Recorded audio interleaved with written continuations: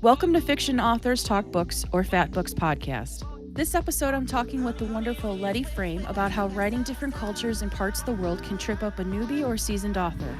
I named this podcast Fiction Authors Talk Books because I wanted it to incorporate all aspects of being a fiction author in the discussions. Being an author is a stressful job with high expectations from both ourselves and our fans, so this will always be a chill conversation that probably goes off topic most times, but we'll still have some fun.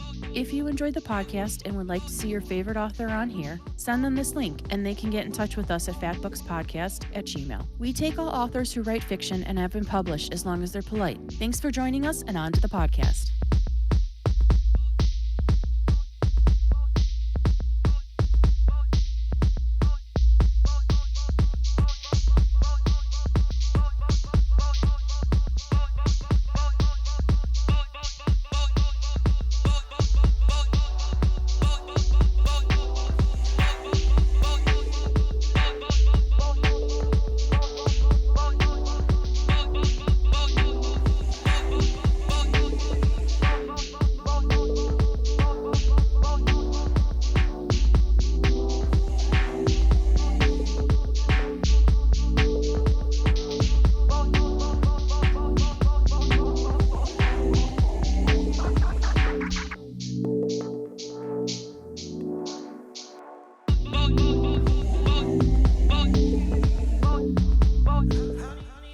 Hi.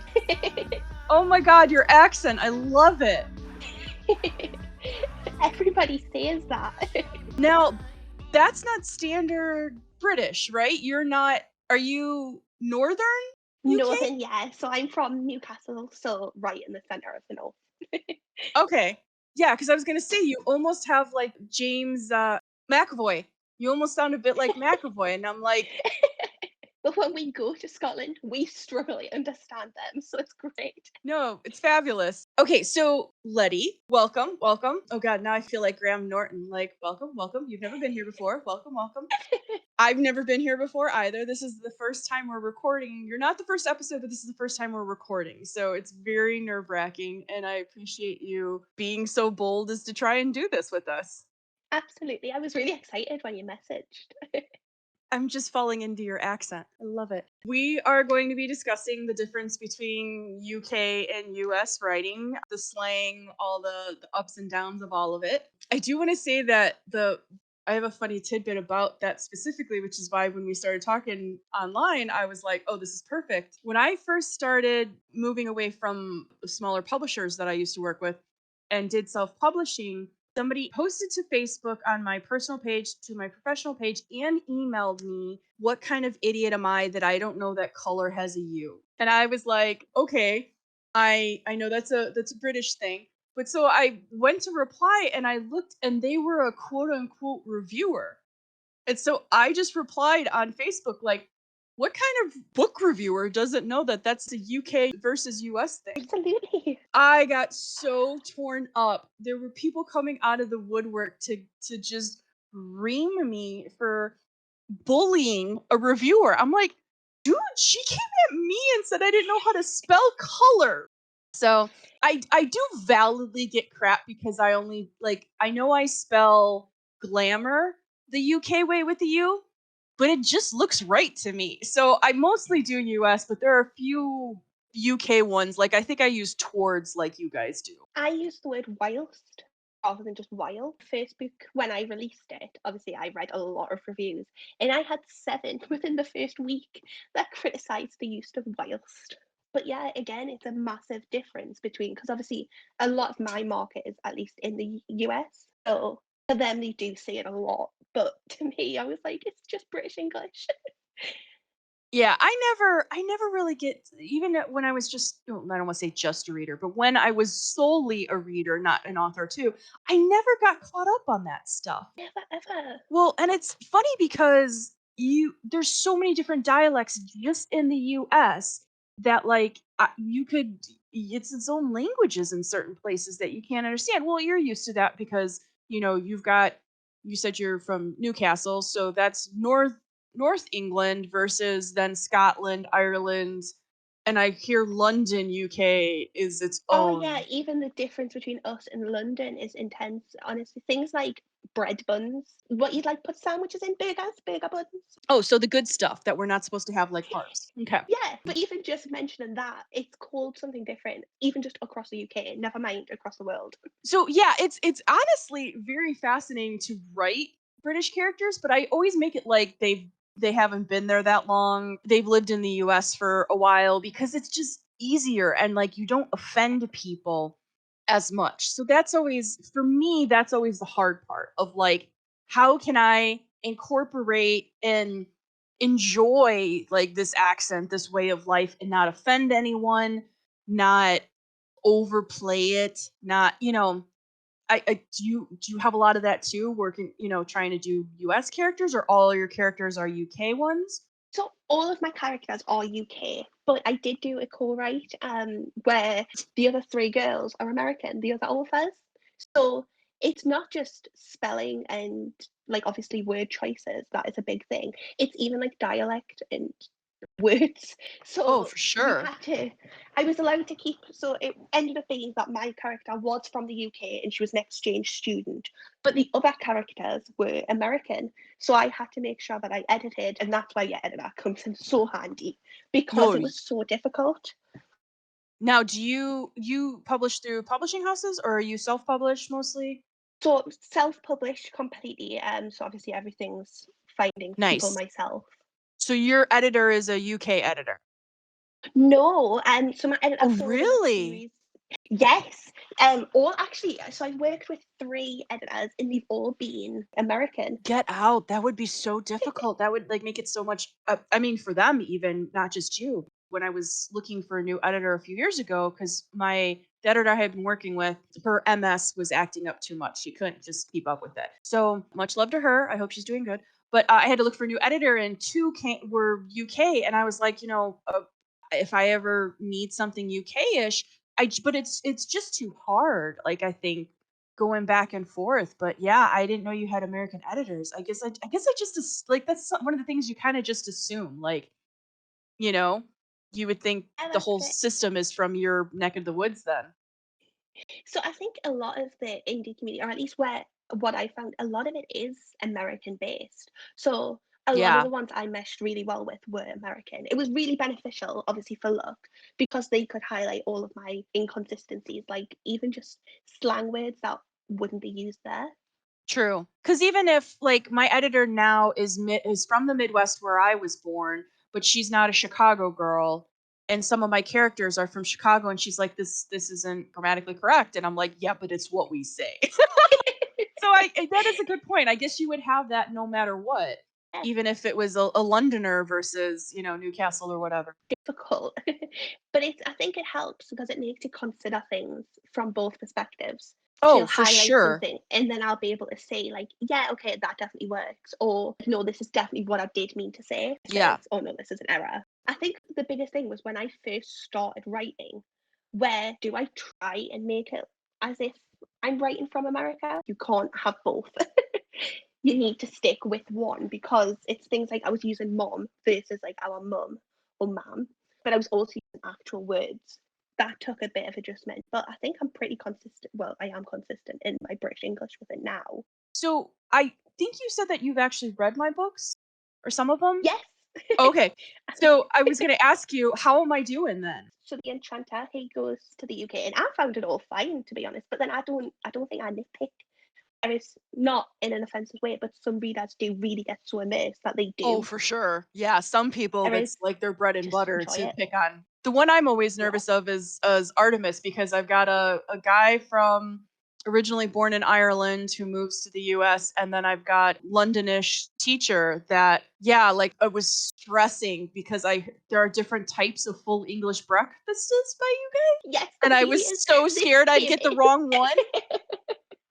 It's so crazy, but this actually came up in Luck as well, where they described a full English breakfast, but they included things that wouldn't typically go on like a northern breakfast. The kind of things you just don't consider, are they? Oh, for sure. And like I research everything. Like I'm not to give spoilers, but spoilers, Tamsin is doing another food challenge. And I look up Oh, every exciting. restaurant. I look up every, like, I get them from videos. I look up every challenge. And, like, yeah, this one is like a full English in Dublin.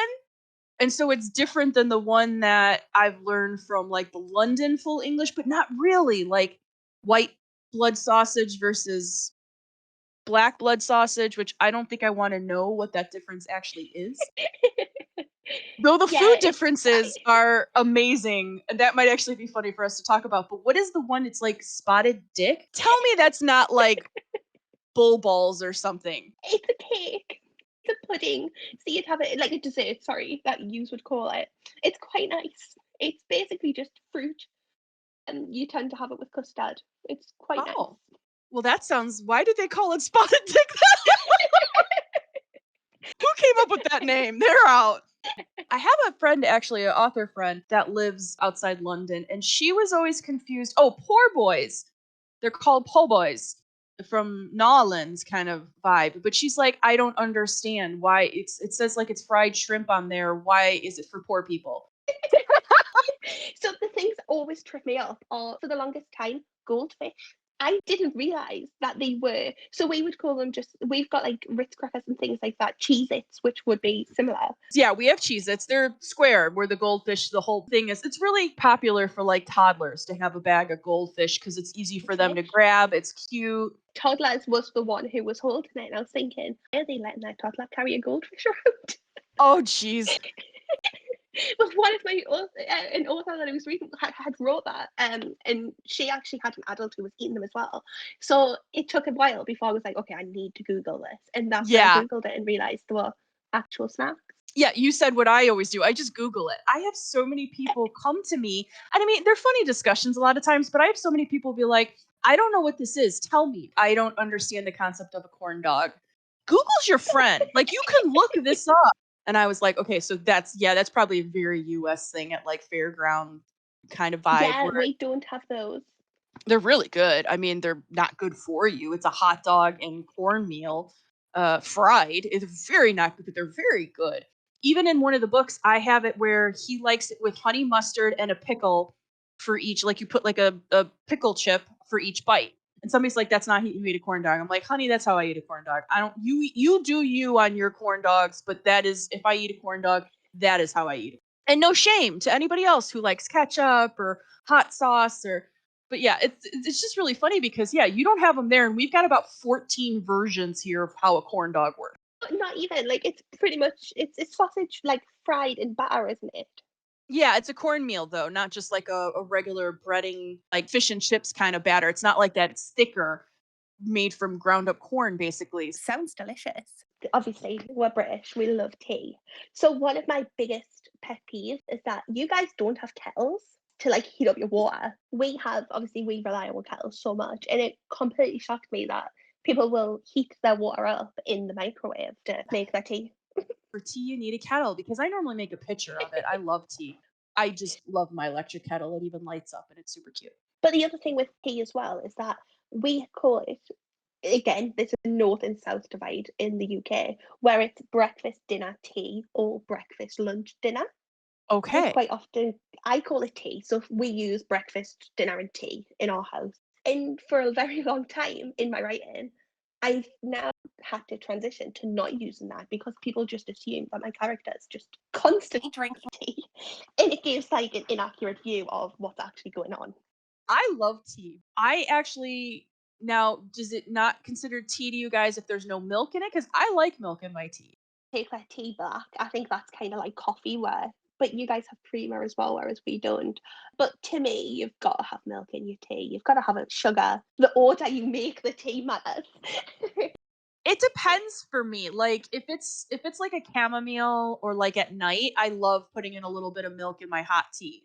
But like right now I'm actually drinking spearmint tea with some local honey. But yeah, that would be a weird one to add milk to for me, the mint. Though I do like mint ice cream, so maybe I'm just a weirdo.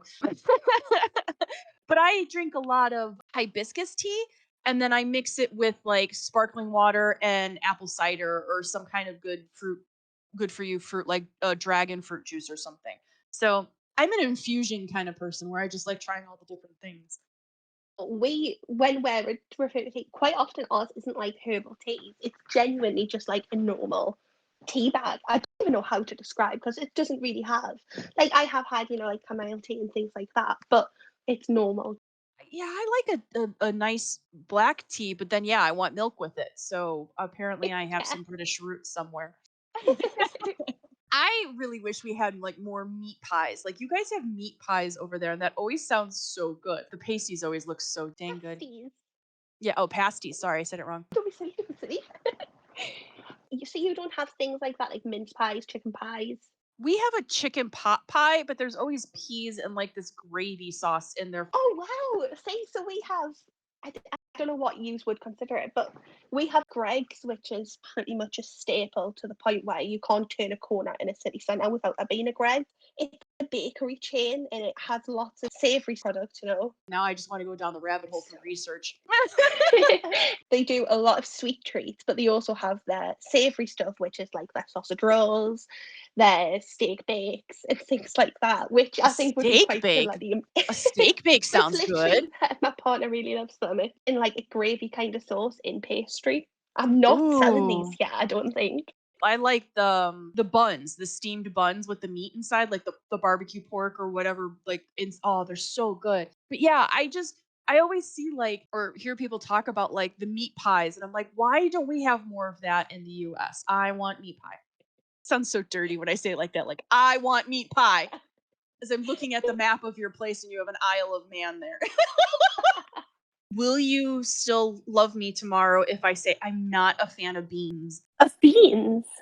I don't know why. Like the mouthfeel for me, and maybe I need to try them again as an adult, but I don't know why. It's like the texture or something when I bite into them. I just don't like beans. I will still be your friend. We'll have beans on toast as well. I feel like some UK people are like that with the beans, and they're like, I can't be your friend. You don't like beans. I'm like, I'm sorry. I like the sausages.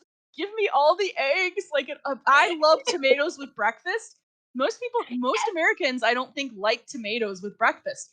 Fried tomatoes Oh, and wow. mushrooms, absolutely. Give me that for breakfast. That sounds delish. But But beans is your hard limit. Will you eat hash browns? oh, for sure. Yeah? But yeah, we have Okay, hash I browns forgive here. the beans. Yeah, Oh, you'll forgive the beans if I eat hash browns. I'll even call them chips when I'm in the UK because I think that's endearing. I'm not one of that those is where it's like, no, so they're French hard. fries. And call them whatever you Yeah. want. They're just good. How do you feel about pizza? I'm from Chicago, where the only pie I really love is a pizza pie. The deep dish, I'm sure you've probably seen it in movies or whatever. Yeah, sounds delicious. Okay, but I don't judge New York pizza. I love New York pizza. I like California pizza. They're all different buckets for me. It's like different desserts then when you get so far off. But my pizza of choice is a Chicago pie. I've always wanted to try one of those because we So have good. Chicago Town, which is obviously going to be a very poor imitation, and I so badly wanted to. Yeah, a real Chicago style pizza is at least a couple inches deep. Oh, you are going to be so sad because our deep dishes are probably only about not even an inch deep. You know, you expect it in a different country. Like I wouldn't Yeah. if they told me it was a Chicago style pizza in Italy, which I wouldn't want in Italy. I want the authentic Italian stuff. Oh, you 100%. Yeah, but if they did it, I wouldn't be like offended. So we've talked about food. What else trips us authors up when writing about another country? The other thing I've found, because I have an author friend who lives in Australia, and she was coming to visit, and we were gonna meet up. And she was like, yeah, let's go see New York. And at the time I lived in Georgia, I was like, that's great. That will take us a day to drive there. And she's like, well, no. I'm like, yeah, it'll take a day or two to drive there. Like, it's like people from other countries, and I get it because I would probably be like kerfuffled that you not to pick on the UK, but how much smaller it is than us. So like I talk to people and like you don't understand the vastness. There are states where it takes 8 hours to get from one side to the other. Oh, see, the UK isn't nowhere near that size. I think it's something like we can fit in Texas, like the whole of the UK. Yeah, I've heard that. I mean, it sounds insane. crazy. Yeah, it sounds super crazy. Yeah. I'm using you for research purposes, but how is the channel? I heard it's really cool. Have you done it? I haven't, no. Like, tell me about the channel, and you're like, I don't know. Us to France, doesn't it? That's what I heard, that it's like how you guys get to the mainland of Europe. So I have been, but every time I've done it, I've done the ferry. I didn't Have I know done there it? was a ferry option. I thought that was like the only way, or you're flying. So how long is that ferry? Because that's, I would think the English Channel is not short. Oh, 6 hours. But bear in mind, it was about 6 years ago, so my memory is rubbish. We had done school trips when we go to France. We would do like day trips there from Newcastle to Dover, I think it is. Get the Okay. ferry straight across, and then you're in Versailles, maybe. How easy is it to just like, okay, you're in France and you just want to go over to Belgium? Some people make it sound like it's just traveling between states here, and other people make it sound like you just like kind of show your ID. Or it's harder for you guys now that you've Brexited, right? Even before that, you'd need your passport with you.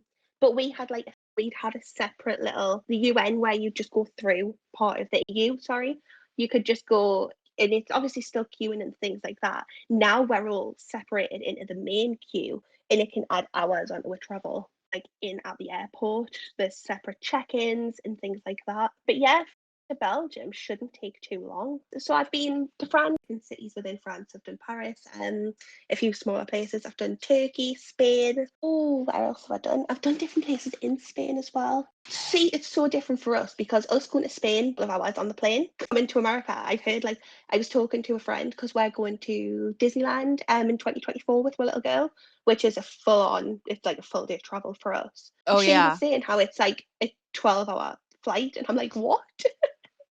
It was insane to me because I can hop on a plane to Spain, and it takes 2 hours. Oh, that's insane. I would love It's a that. completely different country. Yeah, it would take me a while because I'm outside Boston. So it would take me several hours, I think, to drive just to get to Canada. But like if I wanted to go to Mexico, that's like, yeah, that's a long flight, I think. I honestly want to visit you guys. I've always wanted to see the UK, go all around. I've honestly only ever been to Canada, Mexico, and Italy because I just don't travel.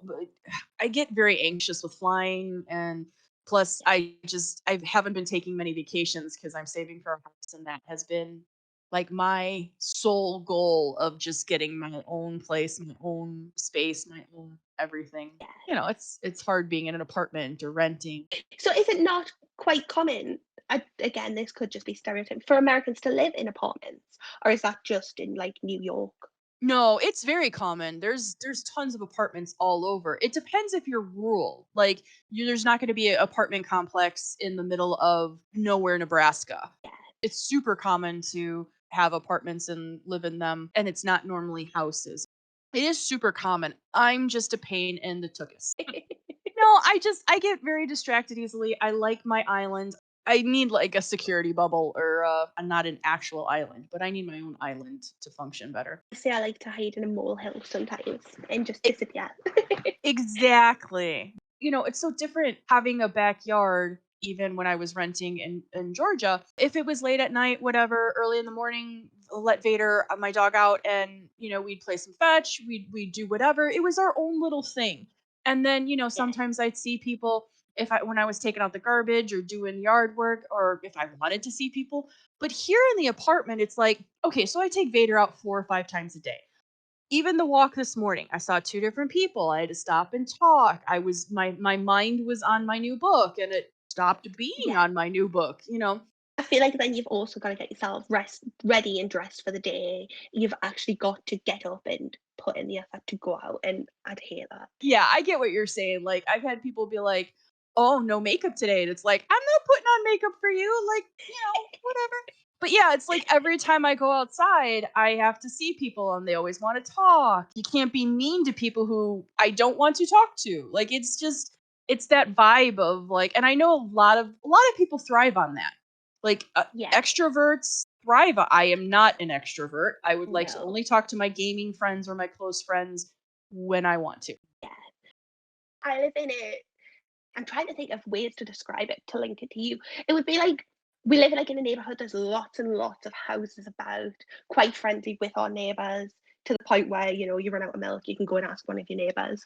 So we've got a 3-bedroomed house, neighbors on both sides, and there's a park close by. I'm immediately imagining like the Shire, not the Hobbit houses, but like when I hear Newcastle, I always think of the vast hills and the pretty, greeneries. And I have that Oh, you're going to be disappointed. stereotypical Ed Sheeran video, basically, where it's all pretty and wide open. And We've got some lovely, lovely places like Northumberland's lovely, but nothing like what you're imagining. It's literally like your housing associations where in that kind of neighborhood where there's lots of houses. I know you guys have that stuff. Like, I'm just imagining, like, as soon as you step outside of the city area of Newcastle, it's like all pretty all around you all the time. I wish there is some lovely places like we like to go. It's Northumberland, yeah, and that's literally just it is. It's a big, she's a lady, but it's made out of like grass and hills. And Google would probably be your best bet. You had it, so you could picture that. Literally, it's a lady. It's a pathway to the Lady of the North, and that's a big, nice, lovely walk that we like to do. So things like that are so lovely to go and do, and it's great. Like it's not even that far. It's a 15-minute drive.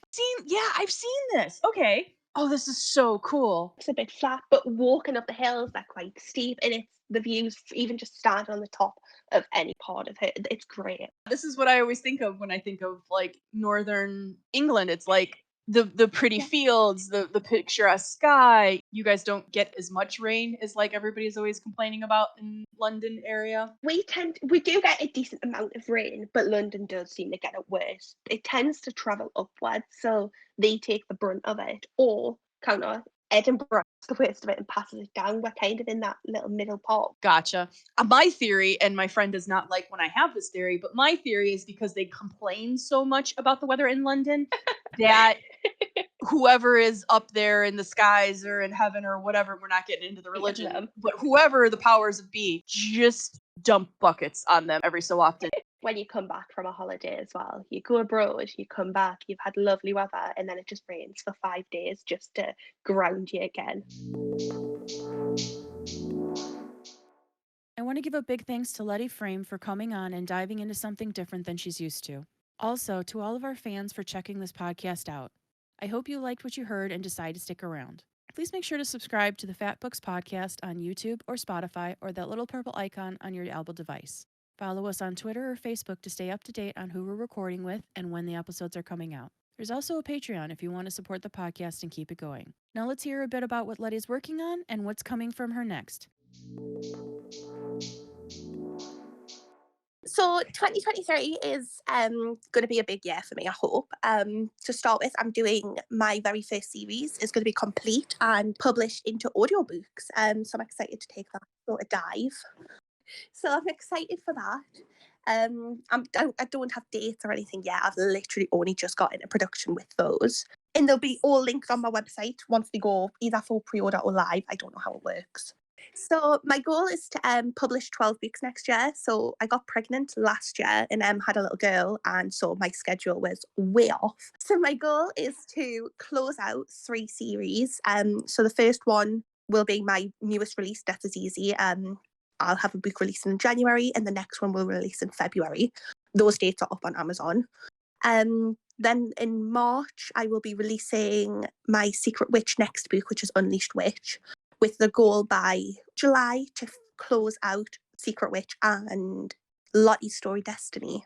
So then I will have some new series. So all my pre-orders are up on my website, and that's updated very frequently. I do it once every couple of weeks when anything changes. So follow me on Instagram for newest teasers for all of my books. I post on there every day with little snippets for each book that I'm working on. Thanks for staying until the end and hope you enjoyed it.